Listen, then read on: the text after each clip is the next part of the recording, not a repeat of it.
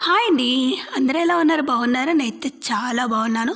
మీరందరూ కూడా చాలా చాలా బాగుంటారని అనుకుంటున్నాను. నిన్న తెంపుకొచ్చినటువంటి వంకాయలు, టమాటాలు ఉన్నాయండి. సో, మన తోటలో. సో, అవన్నీ నేను కట్ చేసి ఉప్పు నీళ్ళలో వేసి పెట్టుకున్నాను. సో, ఇప్పుడు వాటిని నేను జొన్న రోట్లోకి చేస్తున్నాను అనమాట కర్రీ. అది కూడా ఏం కర్రీ అంటే ఎప్పుడు ఫ్రైనే చేస్తున్నాను రోజు. అంటే వంకాయలు ఎక్కువగా ఉంటే వంకాయ ఫ్రై, లేదనుకోండి వంకాయ పులుసు. ఈరోజు వంకాయ పులుసు చేస్తున్నా, అది కూడా మునక్కాయలతో కలిపి.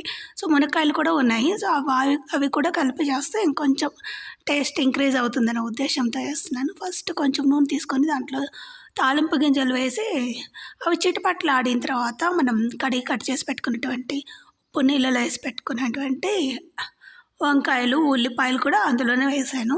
సో, వేసి అవి నీళ్ళని తీసేసి దాంట్లో వేసిన తర్వాత మునక్కాయలు, ఇంకా టమాటాలు, కారం, ఉప్పు, కొంచెం పసుపు వేసి వాటన్నిటిని బాగా కలుపుకోవాలన్నమాట. ఉప్పు, కారం అవన్నీ పట్టాలి. లేదనుకోండి ఏవి పట్టకపోయినా వంకాయ సరిగ్గా ఉడకదు. అలాగే మునక్కాయ కూడా టేస్ట్ రాదనమాట. వాటిలోకి కారం, ఉప్పు పోతేనే మునక్కాయలు కూడా టేస్ట్ వస్తాయి. లేదనుకోండి చప్పు చప్పుగా ఉంటాయి. అందుకని ముందు వేసుకొని తర్వాత కాసేపు మూత పెట్టుకుంటే సరిపోతుంది. సో, ఇందులో మీ ఇష్టం వచ్చినట్టు ఇంకేమైనా యాడ్ చేసుకోవచ్చు అనమాట. ఇంకా ఆలుగడ్డలు కూడా.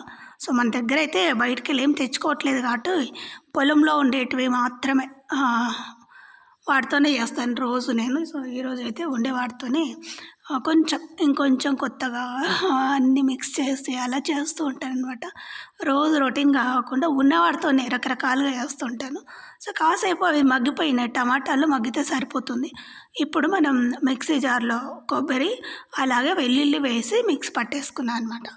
కొంచెం అది ఒక 2, 3 టీ స్పూన్లు అంత వేసానులేండి. తర్వాత కొంచెం ధనియాల పొడి కొద్దిగా, అంటే కొద్దిగే వేసుకోవాలి. అసలు ఎక్కువ వేసుకోకూడదు. ధనియాల పొడి ఎక్కువ వేస్తే అదే ఫ్లేవర్ వస్తుందన్నమాట. ఈరోజు వంకాయ పులుసు కాబట్టి, వంకాయ, మునక్కాయ, టమాటా పులుసు కాబట్టి, సో, దాంట్లో కొంచెం అంటే కొద్దిగానే చింతపండు వేస్తున్నాను.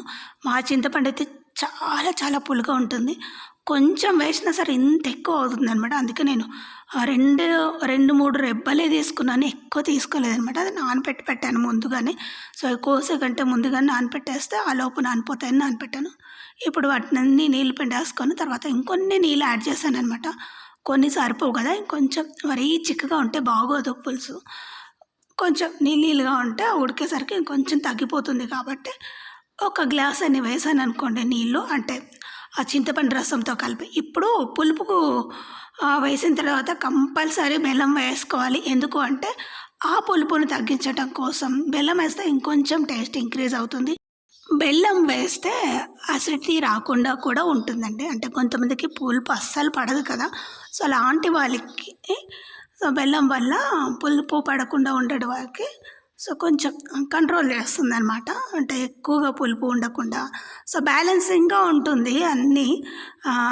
అంటే పులుసులాగా ఉండకుండా, పులుపు ఉండకుండా, కారం ఉండకుండా అన్నీ బ్యాలెన్స్ కావాలంటే కంపల్సరీ బెల్లం వేసుకోవాలి. బెల్లం ఇష్టం లేని వాళ్ళు స్కిప్ చేయొచ్చు. అయిపోయిందండి. కాసేపు ఉడకగానే నూనె పైకి తేలితే ఉడికిందని మనకు తెలిసిపోతుంది. రెడీ అనమాట వంకాయ టమాటా పులుసు. సో, ఈరోజు మేము అటు వెళ్తున్నప్పుడు చూస్తే అరటి గెలలో 2, 3 పండ్లయ్యాయనమాట. మొన్న ఒకటి పండయింది. ఈరోజు చూస్తే 2 అయినాయనమాట. సో, ఇంకా ఇది గెల ఒకటి పండిందనుకోండి ఇంకా మొత్తం పండిపోతూనే ఉంటుంది రోజు.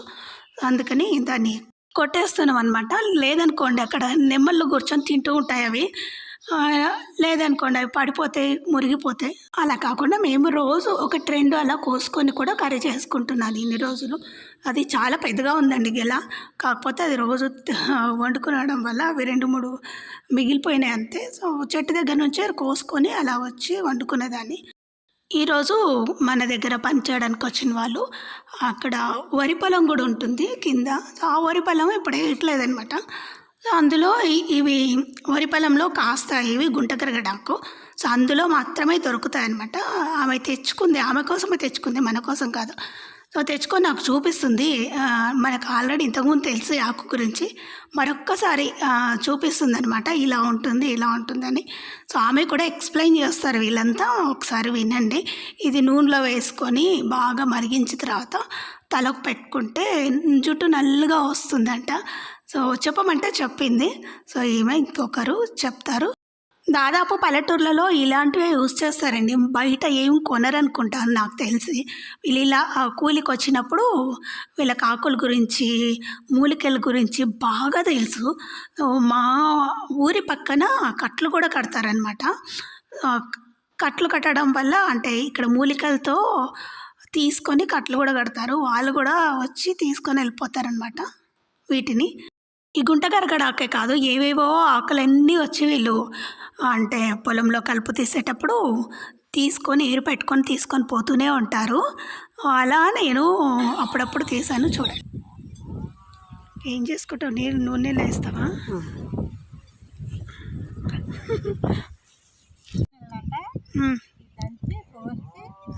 మన దాచిన పువ్వు ఉన్నది, ఆ దాచిన పువ్వు వేసి మసలు పెట్టి అలా డబ్బలు పోసి పెట్టుకోవాలి. ఎంట్రుకలు బాగా వస్తాయా? ఇక అది మెంతులు, మందార పువ్వు, మందార పాలు,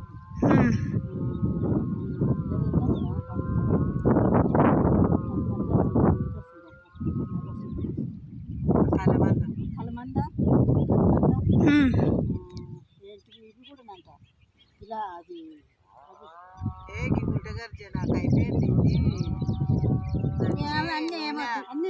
నూనెలా ఇచ్చి బాగా మసాలా పెట్టుకొని పెట్టుకుంటే మంచిదంట.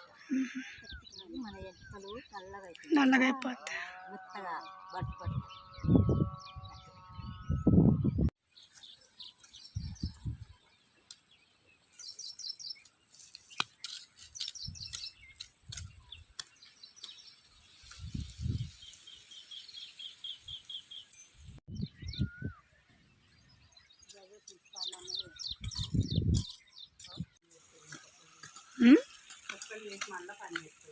ఏముంది ఉడిస్తే పోయేదానికి.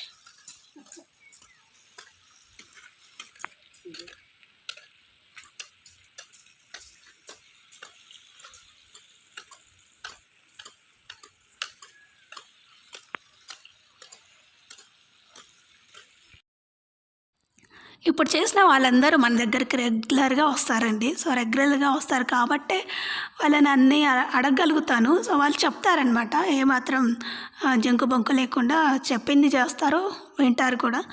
సో అలా మేము వాళ్ళందరూ వెళ్ళిపోయాక కింద చెట్ల దగ్గర కొన్ని లేవండి, ఇంట్లో కూరగాయలన్నీ అయిపోయాయి. సో రోజు వంకాయ అవి అవుతున్నాయి కదా, సో దానికోసమని ఇంకొన్ని మునక్కాయలు ఉన్నాయేమో, మునక్కాయలు అలాగే మునగాకు తెంపుకోవడానికి వచ్చామన్నమాట. 100% నేను ఇక్కడ ఉండేవి మార్చి అంటే అటు కలిపి ఇటు కలిపి ఇటు కలిపి అటు కలిపి వండుతూ ఉంటానన్నమాట. ఒక్కదాంతోనే 40-50 ప్రయోగాలు చేస్తాను. సో ఏ ప్రయోగం చేసినా అది సక్సెస్ అయ్యేలాగానే చూస్తాను, అవుతుంది కూడా. సో ఎప్పుడు పేర్లు పెట్టారు, మా వారైనా సరే మా పిల్లలైనా సరే బాగానే తింటారు.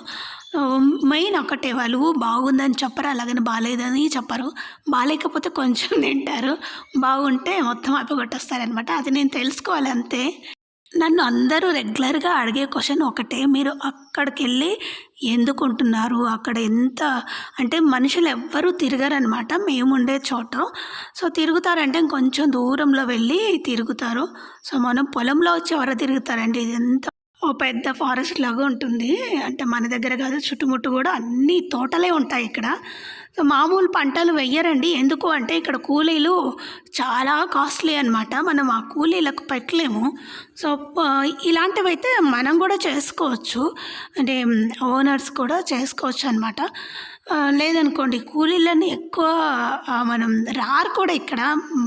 ఇక్కడంతా చుట్టుముట్టు ఎలా ఉంటాయంటే కంపెనీస్ ఉంటాయి, అందులోకి వెళ్ళిపోతారు వాళ్ళు.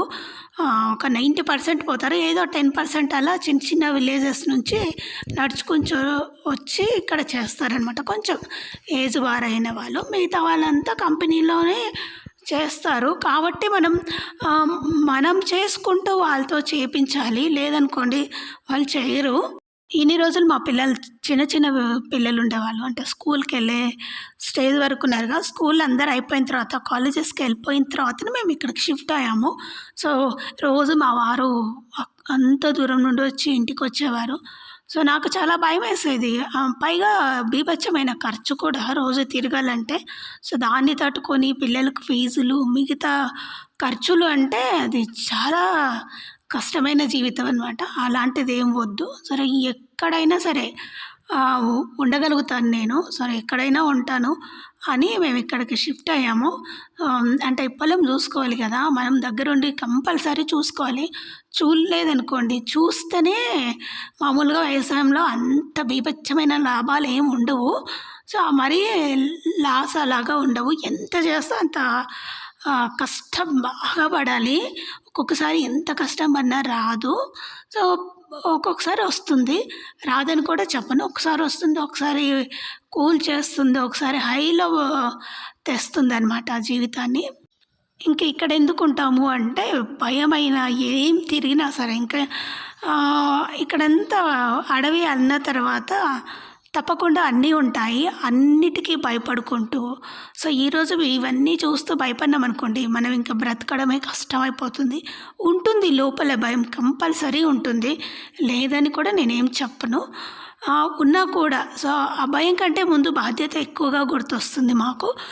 బాధ్యతను మర్చిపోవాలంటే భయాన్ని మర్చిపోయి సో బాధ్యతను గుర్తు చేసుకుంటే ఈ భయాలన్నీ బాధ్యత ముందు ఒక చిన్న చుక్క లాంటివి అనమాట భయం అనేది.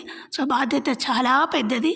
సో బాధ్యతను నెరవేర్చడం కోసం ఇలా ఇక్కడ ఉంటున్నాం అనమాట. పిల్లలు బాగా చదువుకోవాలంటే వాళ్ళు అంటే పైకి రావాలంటే మనం కష్టపడింది పైకి రాలేరు కదా! సో మన తల్లిదండ్రులు కష్టపడితేనే మనం ఈ స్థాయికి వచ్చుంటాము.